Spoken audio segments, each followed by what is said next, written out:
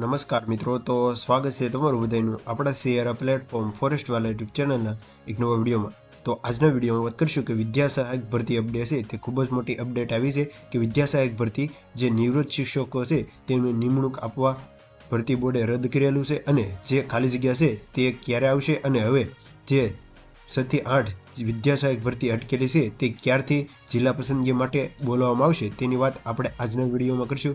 આપણી channel ફોરેસ્ટવાલા YouTube channel દ્વારા તમને પોલીસ ભરતી અને અન્ય સરકારી ભરતીની તમામ માહિતી મેળવવા માટે ચેનલ પર ન હોય તો ચેનલને અત્યારે સબસ્ક્રાઈબ કરી લો અને પોલીસ ભરતીની ફાઇનલ આન્સર કી અને નવી ભરતી ક્યારે આવશે તેની પણ જાહેરાત આપણી ચેનલ પર મળી જશે. તો શરૂ કરીએ આજનો વિડીયો. તો વિદ્યા સહાયક ભરતી આજે અપડેટ આવેલી છે કે ઉમેદવારો માટે ખુશીના સમાચાર કહી શકાય કે જે જિલ્લા પસંદગી અને જે શાળા પસંદગી અટકેલી તારીખ છે તે જાહેર કરી દેવામાં આવેલી છે.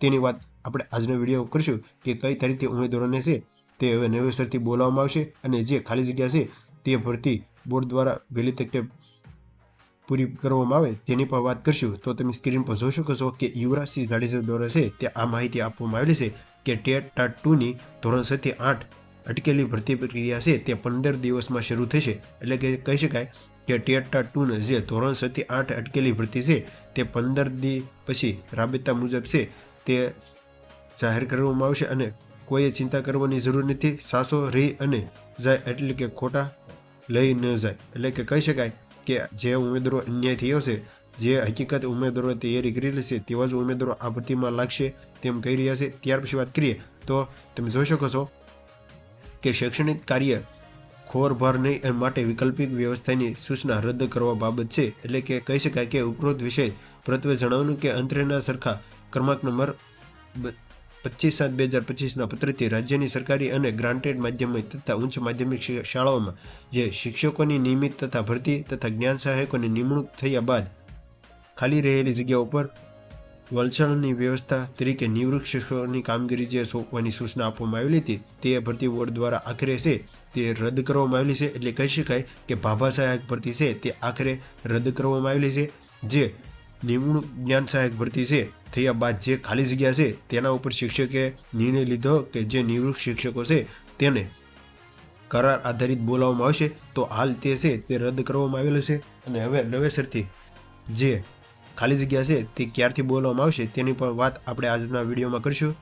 માનનીય મંત્રી શ્રી શિક્ષણ અંગત સચિવ છે તેના દ્વારા આ માહિતી આપવામાં આવેલી છે. તો તમે સ્ક્રીન પર જોઈ શકો છો કે ખાલી બેઠકો માટે છે ત્રીજો રાઉન્ડ યોજવા માટે ટાટ 2 ઉમેદવારો માટેની માંગ કરવામાં આવેલી છે અને ટાટ ઉમેદવારો માટે શિક્ષણ વિભાગને પત્ર લખીને વિવિધ મુદ્દાઓ પર અંગે છે તે જાહેરાત પણ આપવામાં આવેલી હતી.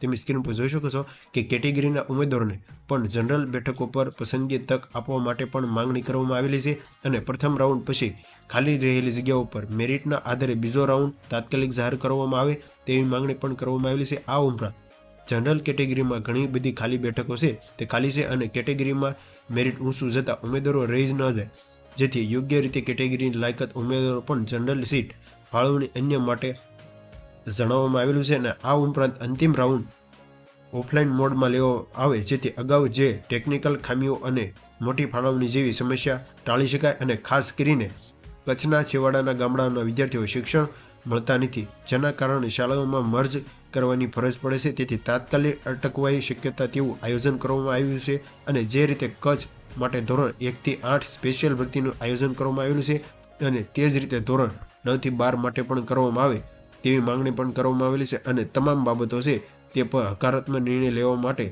ટાટ ઉમેદવારો માટે છે તે આવેદન આપવામાં આવેલું છે. એટલે કે ઉમેદવારો દ્વારા છે તે આ ભરતીની જે માંગ કરવામાં આવેલી છે અને પ્રાપ્ત મહિના અનુસાર 27 જૂનથી 27 જુલાઈ દરમિયાન માધ્યમિક અને ઉચ્ચ માધ્યમિક શિક્ષણ માટે શિક્ષણ ફાળવણી પસંદગી છે તે જાહેર કરવામાં આવી હતી. અને ત્યાર પછી જેને લઈ ટાટ ઉમેદવારોને શિક્ષણ વિભાગ દ્વારા રજૂઆત કરી હોવાનું જણાવવામાં આવેલું છે. અને છેલ્લા 10 વર્ષથી હજારો ઉમેદવારો ટાટ પરીક્ષાની તૈયારી કરી રહ્યા છે. જોકે દાયકામાં માત્ર 2 જ વખત ભરતી પરીક્ષા યોજાય છે, જેના કારણે અનેક ઉમેદવારો છે તે ધોરણ ઉમેદવારો 1 થી 2 ગુણના તફાવતથી પસંદગી વંચિત રહી ગયેલા છે. અને પસંદગી ઉપરાંત હવે તેમની વય મર્યાદા પણ 40 નજીક છે. આવા સંજોગોમાં તેઓ આગળની પરીક્ષામાં આપી શકે તેમ નથી, જેથી આ ભરતી તેમના માટે છેલ્લી ભરતી સાબિત થાય છે. જેથી શિક્ષણ ક્ષેત્રે યોગ્ય અને પ્રાપ્તતા ધરાવતા ઉમેદવારોને મળી રહે અને ખાલી બેઠકો ભરાય તેથી શિક્ષણ વિભાગ રજૂઆત કરવામાં આવી છે, જેની તમામ ઉમેદવારોએ નોંધ લેવી.